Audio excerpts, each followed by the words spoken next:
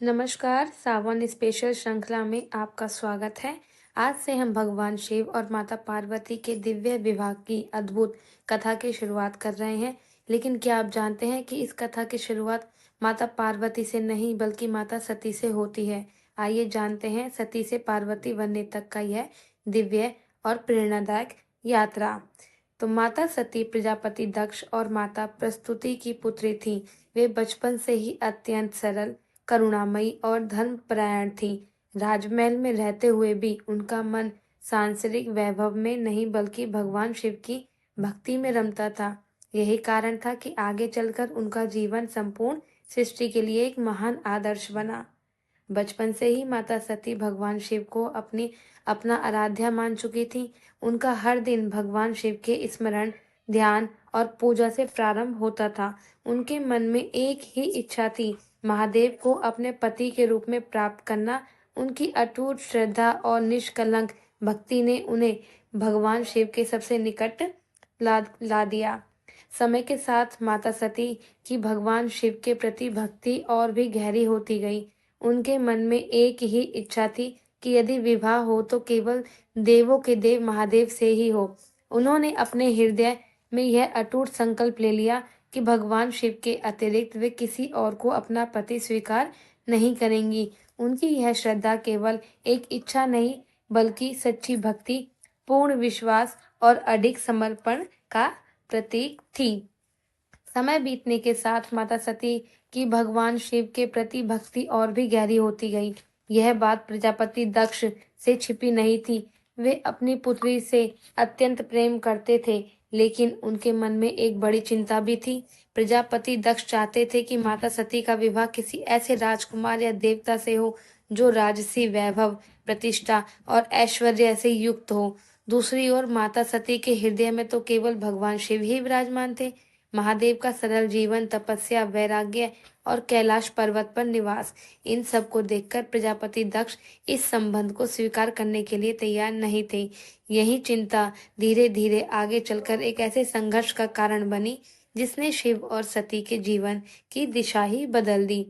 ब्रह्मा जी के नेतृत्व में सभी देवता कैलाश पर्वत पहुंचे। वहां भगवान शिव गहन समाधि में लीन थे। कुछ समय प्रतीक्षा करने के बाद भगवान शिव ने अपनी आंखें खोली और देवताओं के आने का कारण पूछा।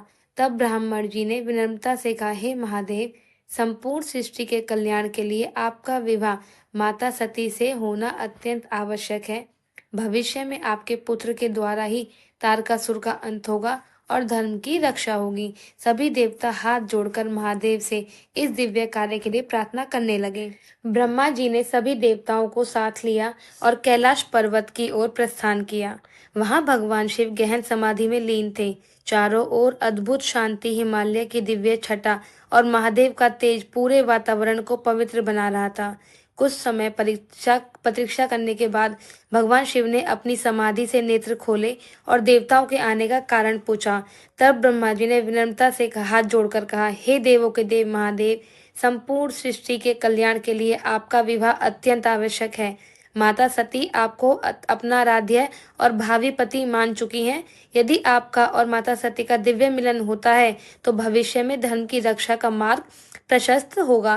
ब्रह्मा जी की बात सुनकर सभी देवता भी हाथ जोड़कर महादेव से प्रार्थना करने लगे। पूरा कैलाश पर्वत उस दिव्य क्षण का साक्षी बना। देवताओं और ब्रह्मा जी की प्रार्थना सुनकर भगवान शिव कुछ क्षण शांत रहे। महादेव जानते थे कि यह केवल एक विवाह का प्रस्ताव नहीं बल्कि संपूर्ण सृष्टि के कल्याण से जुड़ा हुआ विषय है। तब भगवान शिव ने मुस्कुराते हुए कहा, यदि सब लोग कल्याण और धर्म की रक्षा के लिए आवश्यक है तो मुझे इसमें कोई आपत्ति नहीं। लेकिन विवाह किसी के आग्रह से नहीं बल्कि सच्चे प्रेम, अटूट श्रद्धा और तपस्या से होना चाहिए। यदि माता सती अपने संकल्प, भक्ति और तप से मुझे प्राप्त करेगी तभी यह दिव्य विवाह पूर्ण होगा। महादेव के यह वचन सुनकर ब्रह्मा जी और सभी देवी देवताओं के मुख पर प्रसन्नता छा गई। उन्हें विश्वास हो गया कि अब भगवान शिव और माता सती के दिव्य मिलन का मार्ग खुल चुका है। भगवान शिव का उत्तर सुनकर माता सती का संकल्प और भी दृढ़ हो गया। उन्होंने निश्चय कर लिया कि वे अपनी भक्ति, तप और अटूट श्रद्धा से महादेव को प्राप्त करेंगी। माता सती राजमहल का सुख वैभव छोड़कर वन में चली गईं। उन्होंने कठोर तपस्या आरंभ की। पहले केवल फलाहार पर रहीं, फिर पत्तों का सेवन किया। कुछ समय बाद केवल जल पर ही अपना जीवन व्यतीत करने लगीं। इसके बाद उन्होंने पंचाग्नि के बीच बैठकर तप किया और भीषण गर्मी, कड़ाके की सर्दी तथा वर्षा की भी परवाह नहीं की। दिन रात भगवान शिव का स्मरण, ध्यान और जप ही उनका जीवन बन गया। उनकी अटूट भक्ति, असीम प्रेम और कठोर तपस्या से तीनों लोग प्रभावित हो उठे। देवता, ऋषि और समस्त प्राणी उनकी तपस्या को नमन करने लगे। माता सती की यह तपस्या केवल भगवान शिव को प्राप्त करने के लिए नहीं थी, बल्कि यह सच्ची श्रद्धा, पूर्ण समर्पण और अटूट विश्वास का दिव्य उदाहरण बन गई। माता सती की कठोर तपस्या, अटूट श्रद्धा और पूर्ण समर्पण से भगवान शिव अत्यंत प्रसन्न हुए। वर्षों तक चले इस कठिन तप के बाद एक दिन वह शुभ क्षण आया जिसका माता सती को बेसब्री से इंतजार था। अचानक चारों ओर दिव्य प्रकाश फैल गया। देवताओं ने पुष्प वर्षा करनी शुरू कर दी।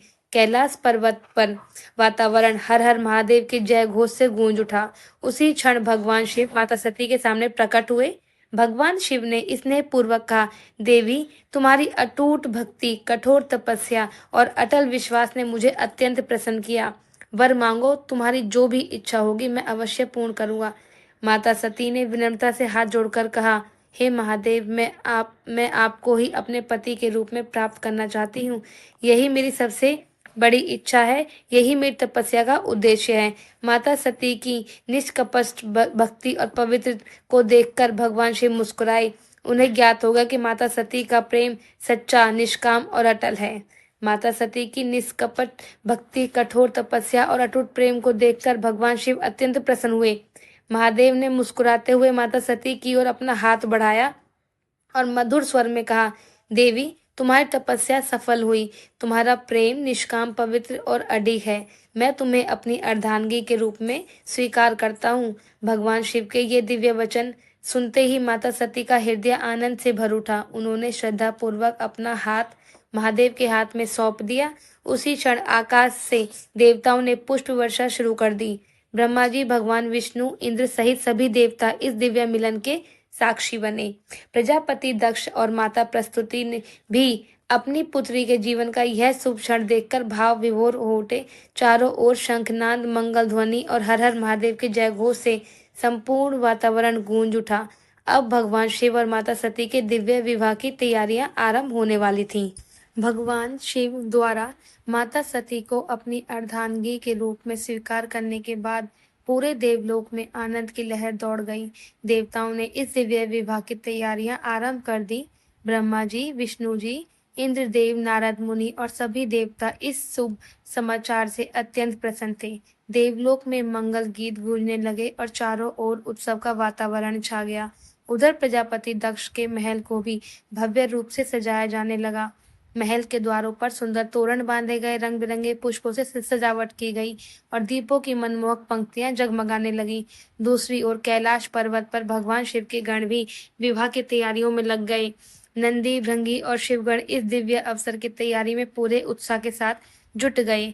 ऐसा लग रहा था मानो संपूर्ण सृष्टि इस अलौकिक विवाह की साक्षी बनने के लिए उत्सुक हो। शुभ मुहूर्त आते ही कैलाश पर्वत से भगवान शिव की अद्भुत और अलौकिक बारात प्रस्थान करने लगी। भगवान शिव नंदी पर सवार थे। उनके मस्तक पर अर्धचंद्र, जटाओं में मां गंगा, हाथ में त्रिशूल और डमरू उनकी दिव्य शोभा को और भी अद्भुत बना रहे थे।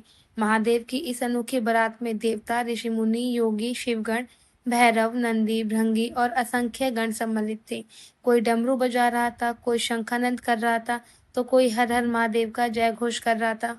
पूरी सृष्टि इस दिव्य दृश्य को देखकर आनंद से भर उठी। आकाश में देवताओं ने पुष्प वर्षा आरंभ कर दी। ब्रह्मा जी, विष्णु जी, नारद मुनि और इंद्र सहित सभी देवता इस अलौकिक बारात की शोभा बढ़ा रहे थे।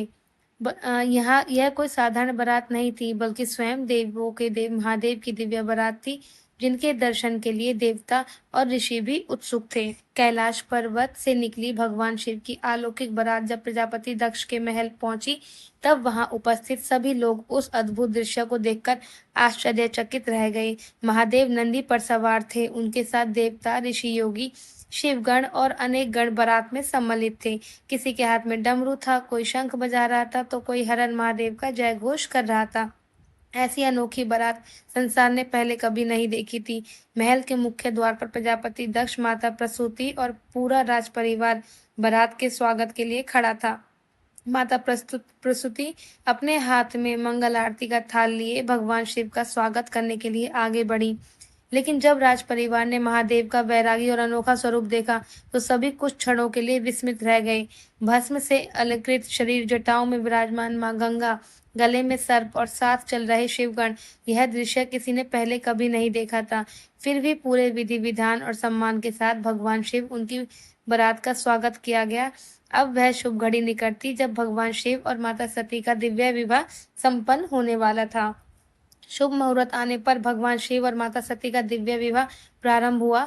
वैदिक मंत्रों की पवित्र ध्वनि से पूरा वातावरण गूंज उठा। देवता, ऋषि, मुनि और समस्त शिवगण इस अलौकिक विवाह के साक्षी बने। विवाह की सभी वैदिक विधियां विधि विधान के साथ संपन्न हुई। पवित्र अग्नि को साक्षी मानकर भगवान शिव और माता सती ने अपने दिव्य बंधन को स्वीकार किया। उसी शुभ क्षण भगवान शिव ने प्रेम और सम्मान के साथ माता सती की मांग में सिंदूर भरा। यह दृश्य देखकर आकाश के सभी देवी देवताओं ने पुष्प वर्षा की। चारों ओर हर हर महादेव के जय घोष गूंज उठे। प्रजापति दक्ष और माता प्रसूति ने अपनी पुत्री को आशीर्वाद दिया और समस्त देवमंडल इस दिव्य मिलन से आनंदित हो उठा।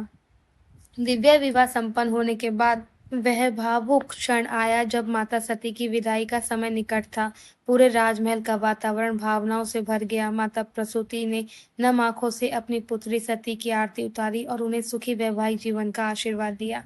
प्रजापति दक्ष ने भी अपनी पुत्री के सिर पर हाथ रखकर उन्हें मंगल जीवन की कामना की। माता सती ने अपने माता पिता और पूरे राजपरिवार को प्रणाम किया। उनके हृदय में माता पिता से बिछड़ने का भाव था, लेकिन साथ ही भगवान शिव के साथ नए जीवन की शुरुआत का भी आनंद भी था। इस तरह शिव शक्ति एक हुए। शिव का संकल्प, शक्ति का समर्पण, यही है सृष्टि का सनातन दर्शन। जब शिव और सती एक हुए तब सृष्टि में प्रेम, संतुलन और शक्ति का संचार हुआ। शिव बने चेतना, सती बनी शक्ति। तभी से चल रहा है यह जग का चक्र। उनका मिलन केवल विवाह नहीं, यह धर्म, प्रेम और तपस्या की अनंत कहानी है। हर युग, हर जन्म में शिव शक्ति का यह मिलन हमको सबको राह दिखाता है, जीवन जीने की सही दिशा दिखाता है। आखिर कैलाश पहुंचने के बाद भगवान शिव और माता सती का जीवन क्या था, ये जानिए अगले भाग में। तब तक के लिए वीडियो को लाइक कीजिए, चैनल को सब्सक्राइब